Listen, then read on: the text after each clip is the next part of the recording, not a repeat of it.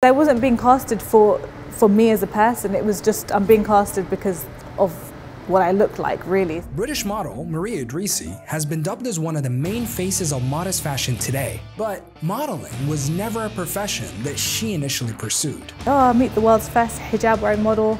I'm like, really? Born in London to Moroccan and Pakistani parents, Mariah rose to prominence when she became the first Muslim hijabi model to feature in an H&M campaign in 2015. That quickly went viral and became news overnight. To put that weight on my shoulders at such a young age, it was something that, of course, you want to do subconsciously, but in terms of action, I realize now it's just about me setting the example. Since then, Mariah has modeled for projects with leading international brands, including Rihanna's Fenty Beauty. She's also spoken at various public events, including a TED Talk, and in 2018, she was named on the list of most influential people of African descent by the group known as MyPad. In this episode of Real Talk, we spend a day together chatting about what it was like to be thrust into the media spotlight at a young age, and how she sees the state of diversity in the fashion industry today. All right, well, Mariah, I have an axe. You have an axe. We're at an axe throwing venue. Why are we here? Do you know what? I just thought it would be a fun experience for all of us. I've done it once before and I wanted to do it again. But there's something cool. There's something cool about a model axe throwing though. Yeah, I think it's nice to show people that we all have different dimensions to us, you know?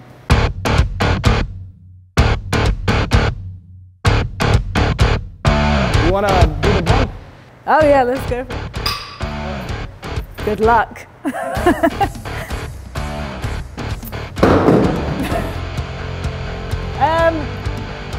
I'm a model, so obviously. I can't pull that excuse.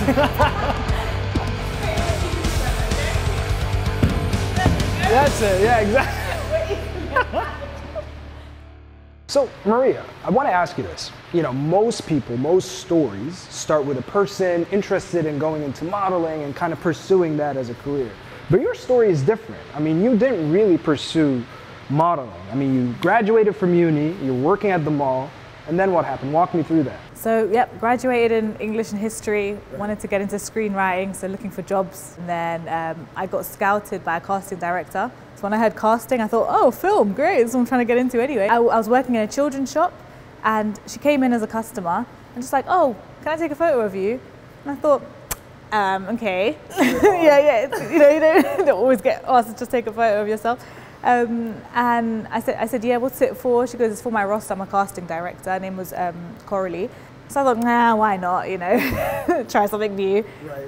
And a few weeks later, she said H&M liked my picture and they wanted to get me in a campaign. So it was a global campaign. What was that reaction? Once she said H&M is interested, I mean, what did you think? I honestly didn't think anything much of it because I just thought similar to, again, film, like, oh, I'm getting casted to just be an extra, basically. So I'm just going to be in this advert, it's a bit of money, no one's going to notice me, nothing's going to change in my life. But it did. You thought you were going to be in the background a little bit. Yeah, I thought, you didn't expect the reaction. Exactly, yeah, because I wasn't being casted for me as a person, it was just, I'm being casted because of what I look like, really. So I should have just been in the background, but then I think they had editorial shots of me that went round, and it was those pictures that people started to go crazy about and say, oh, meet the world's first hijab-wearing model. I'm like, really? It's okay. I want to know, how did things around you change? Like, what was the reaction from your family and friends? Like, how did things for you change? You became more recognizable, you know, things for your family, for your friends. What was different? In terms of how my life changed on like a work level, obviously I couldn't work in the children's shop anymore, so that was my part-time job done. So actually financially it was a really bad first year because yeah, it was really bad because I was doing so much behind the scenes work, so much press which didn't pay, and I was traveling a lot as well. I went to a lot of countries, so on one hand it looked from the outside like, oh, this is great, I'm living the life, but financially it was not good at all. But you wouldn't think that from the outside. No, not at all. Yeah, it was really bad, and I feel like I made a sacrifice for for the greater hijabi modeling scene because right. You're on a road that nobody has kind of traveled in before. Yes. Right? But what made you stick with it though? I mean, if you know, if the first year wasn't rewarding, like you're saying, I mean, that's got to be discouraging. What made you want to keep going? So I'm persistent, and I just felt like this happened for a reason. There is no way that I just happened to go to work one day and something like this major in my life changed and it means nothing. It was just, oh, that was fun, let me just go back again to work. I knew there was something more to it. You wanted to see it through though? Yeah, I wanted to see it through because I knew that there was so much good that came from this one campaign that I never planned on even being in, and I saw the impact it was having outside of even the UK. I mean, in France, there was a woman who came up to me after an event and said her daughter couldn't get a job in a retail store because obviously they have the rights to refuse women that wear hijab to work, and because they were protesting about this woman in a hijab who's like on billboards and whatever, and yet you're not hiring women who look like that. So then they hired her, and she was like on the back of the campaign. Yeah, well, I mean, yeah, I don't know. Yeah, no, but the she campaign said, that yeah. you were in. Yeah, I'm just trying to be humble. Yeah, I know. But we're putting it into context. The campaign that you were in. Well, yeah, the campaign. Yeah, so I mean, that for me was like, this is incredible. I never would have thought the impact that this would have. There was a light that shone on that campaign, but it was shining on a much bigger picture. There was so much already happening in the industry, so many designers already trying to push modest fashion through, so many influencers doing their work and YouTubers, and this conversation was happening. It's just, it was happening in our bubble, I think, and that moment burst the bubble where it became exposed to everyone, and yeah. Well, it's an inspiring answer. I'm not gonna go easy on you though. we're gonna keep going. Let's do it. Let's go. Gotta redeem.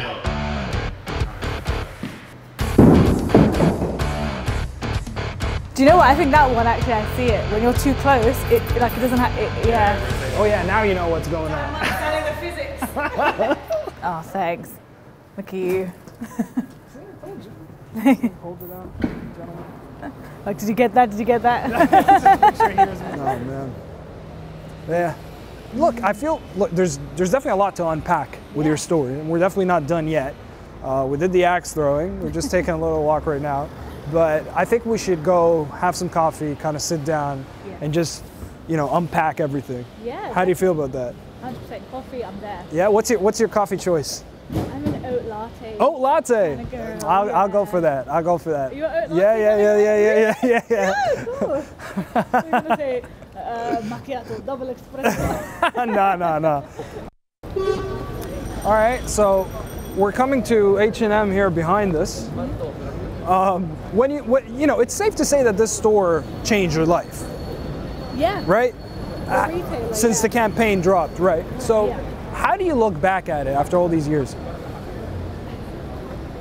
I look at it as like it was an amazing experience, an amazing opportunity that I'd always feel grateful for having. Most importantly, Coralie, because more so it was her who scouted me. It just happened to be for H&M. But there is this, there's always going to be this connection to the two because, nothing could have come off of it. The fact that it did, was such a big deal, so. You know, in one interview that I read, you said that you were basically setting out to change the narrative about Muslim women. How do you do that? What is it that you want to change? See, that's one of the things I think reflecting on now, a few years later, I realized to put that weight on my shoulders at such a young age. It was something that, of course, you want to do subconsciously, but in terms of action, I realize now it's just about me setting the example rather than taking all that responsibility. So you're changing the outlook a little bit. You've changed your outlook on it. Yes, I'm changing my outlook on how I see things because I mean there's so many of us. It's never just one person, in anything. So I look at it as I'm one of the pieces to this changing of narration around Muslim women, but I'm not going to put all that pressure on myself. And I think, like most people that have done amazing things, it's through just doing it themselves, and you can't change the world until you change yourself. And that's something I feel like the last few years, especially during COVID, really registered with me, where I need to work on on myself rather than the external and the goals and the things that I want to do. And I hope that reflects, I hope that I can just be an example that I'm a Muslim woman who wears hijab, who doesn't want to compromise her beliefs but still wants to achieve all the goals that she set out to do. And if that in itself can be an example, then for me, you know, I'm happy. And of course, you know, charity stuff and all the other things I do, it's just, yeah, other branches. There's a lot to unpack from what we just talked about. So how about we go grab that coffee? Oat latte? Oat latte, that's it, you remembered. Bam.